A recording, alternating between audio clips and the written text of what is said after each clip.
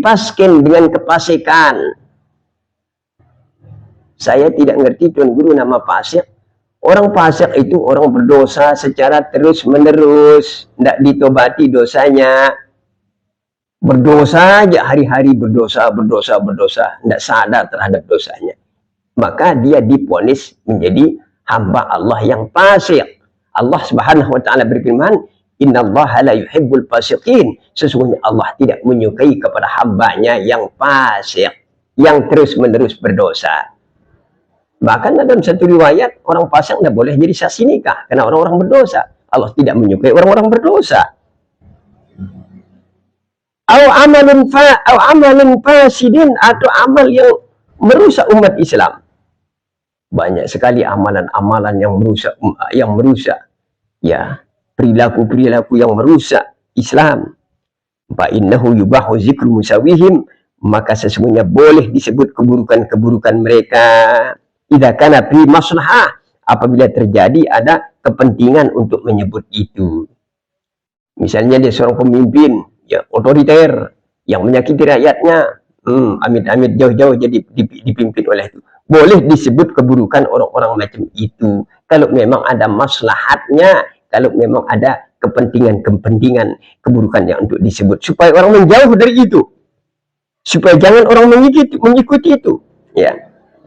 Wa illam takun fihi maslahah fala yajuz, kalau tidak ada maslahat, tidak ada kepentingannya, maka itu tidak boleh kita menyebutkan keburukan-keburukan orang yang lain. Ma'asyiral muslimin ya rahimakumullah. Wa qad al-Bukhari wa Muslim an Anas radhiyallahu anhu qala maru bi janazatin fa asnu 'alaiha khairan. Faqala an-nabi sallallahu alaihi wasallam wajabat. Sumaru bi ukhra fa asnu 'alaiha syarran. Faqala wajabat. Faqala Umar radhiyallahu an ma wajabta. Qala hadza asnaytum 'alaihi khairan wa wajabat lahu al-jannah. Wa hadza asnaytum 'alaihi syarran wa wajabat lahu an-nar. Wa antum syuhada'ullah fil ard. Ma'asyiral muslimin jamaah rahimakumullah. Ini dari Anas. Sayyidina Anas ini adalah banyak sekali di dalam meriwayatkan hadis. Dia bersama Rasulullah SAW maru bi janazatin, satu kali dia melewati jenazah bersama Nabi SAW. Lalu Sayyidina Anas ini fa'asnu 'alaiha khairan. Lalu jenazah itu dipuji oleh Sayyidina Anas ini. Baik orang-orang almarhum ini, baik, saya kenal ya Rasulullah, ini orang baik ini yang meninggal ini. Lalu jawaban Nabi mendengar cerita Anas mengatakan baik itu, Nabi mengatakan wajabat, pasti. Jawaban Nabi singkat benar, pasti Anas.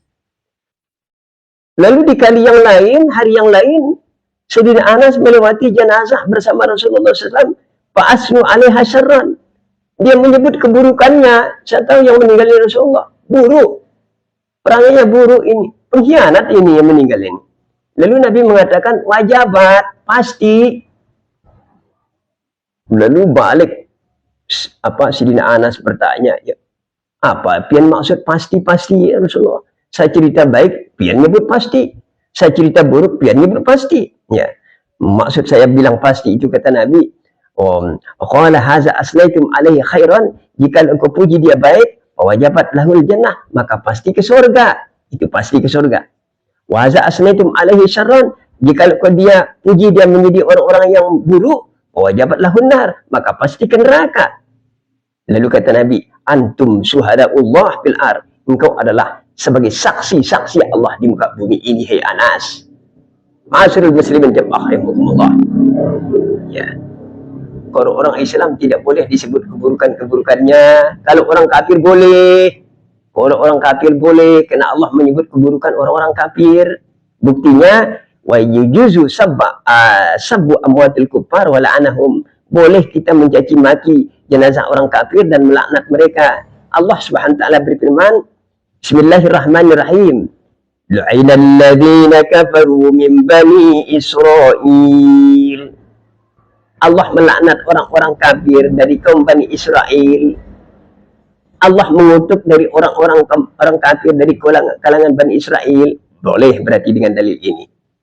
Di dalam ayat yang lain, tabbat yada abi lahabin wa tab, binasalah tangan Abu Lahab celakalah mereka Abu Lahab. Boleh itu. Abu Lahab orang kafir, ya. Boleh melaknat Fir'aun. Seperti contoh ayat, ala la'natullahi 'alal zalimin. Ingatlah laknat Allah kepada orang zalim. Fir'aun itu adalah orang zalim kepada Allah SWT. Ingatlah kutukan Allah kepada orang-orang yang zalim. Ma'asyiral muslimin jemaah rahimakumullah. Jadi boleh kalau orang Islam tidak boleh, ya. Bolehnya kalau orang Islam itu apabila ada maslahat, ada kepentingan untuk disebut keburukannya, untuk menghindari orang, untuk menghindari orang pada umumnya untuk melakukan tindakan-tindakan seperti itu. Ma'asyiral muslimin jemaah rahimakumullah. Misalnya dia seorang pemimpin, menyakiti umatnya, rakyatnya, jangan ikuti macam pemimpin ini, boleh disebut keburukannya, ya. Ma'asyiral muslimin jemaah rahimakumullah. Lalu yang berikutnya adalah qiraatul Quran indal qabr. Membaca Al-Quran ketika kita berada di kuburan. Ikhtalafal fuqaha fi hukmi qiraatul Quran indal qabr. Ya. Fadhahaba ila istihbab Syafi'i wa Muhammad bin Hasan litahassulil mayit barakatul mujawarah. La ilaha illallah. Bacaan Al-Quran di kubur banyak orang mengatakan bid'ah, ya. Maka Imam Syafi'i mengatakan dianjurkan istihbab Syafi'i. Imam Syafi'i menganjurkan membaca Al-Quran, surah Yasin, surat Al-Fatihah, surat Al-Ikhlas, Falaq Nas, itu dianjurkan kita membacanya di kubur, ya, membaca Al-Quran. Kenapa? Litahassulil lil mayit barakatul mujawarah, supaya almarhum mendapat barokah, ya, mendapat barokah al-mujawarah, yang berdampingan dengan dia mendapat barokah juga. Perlu digarisbawahi barakatul mujawarah di sini bagaimana maksudnya barokah yang berdampingan. Misalnya saya ini datang ke sebuah kuburan. Yang tidur di kuburan itu, jangan dimakamkan di kuburan itu 1 juta, 5 juta orang yang sudah banyak kuburan yang lebar. Lalu saya baca surah Yasin, saya baca surat Al-Ikhlas di sana. Bukan yang saya setuju itu saja yang mendapat keenaan, semuanya jutaan orang itu mendapat ikut imbasnya juga dari kebaikan-kebaikan itu. Itu disebut dengan barakatul mujawarah. Wa fakumal qadi'iyat wal qurabi minal malikiyah. Wa yara Ahmad annahu la ba'sa bihima. Ma'asyiral muslimin jemaah rahimakumullah. Jadi kesimpulannya jemaah sekalian, jadi memakamkan jenazah di kuburan umum itu adalah lebih utama daripada di rumah sendiri. Kenapa? Sekali lagi, li'annahu aqalla dararan 'alal ahya. Karena itu meminimalkan untuk mengurangi kerugian bagi anak-anaknya yang sebagai penerusnya. Rugi anaknya kalau dimakamkan di rumahnya. Rumah itu tidak bisa diapa-apakan lagi, disewakan orang tidak bisa, dijual juga tidak bisa, dibuat untuk dagangan juga tidak bisa. Ini untuk mengurangi kerugian bagi yang masih hidup dari ahli warisnya. Yang itu pertama. Yang kedua adalah, kesimpulan adalah, kita memakamkan jenazah pada kuburan itu umum itu asbahu bimasakinil akhirah, lebih mendekati kepada suasana alam akhirat. Lebih mendekati kepada suasana alam akhirat. Begini hamba Allah semuanya akan tidur di sini, ya. Ma'asyiral muslimin jemaah rahimakumullah. Itu. Kemudian kesimpulan yang ketiga adalah lebih banyak untuk didoakan, lebih banyak untuk mendapat rahmat Allah SWT. Setiap orang datang di sana membaca tahlil, membaca ayat Al-Quran, tentu ada imbas kebaikannya dari bacaan-bacaan tersebut. Ma'asyiral muslimin jemaah rahimakumullah. Lah mungkin itu sajalah yang dapat kami sampaikan. Kami akhiri wallahul muwaffiq wal hadi ila aqwamit thariq. Assalamualaikum warahmatullahi wabarakatuh.